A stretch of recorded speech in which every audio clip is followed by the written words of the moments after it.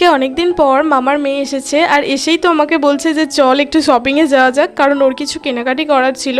তো সেই কারণে আমরা দুজন মিলে চলে আসি এখন বিশাল বাজারে। আর এসেই তো দেখছি এখানে বেশ ভালো ভালোই কালেকশন ছিল।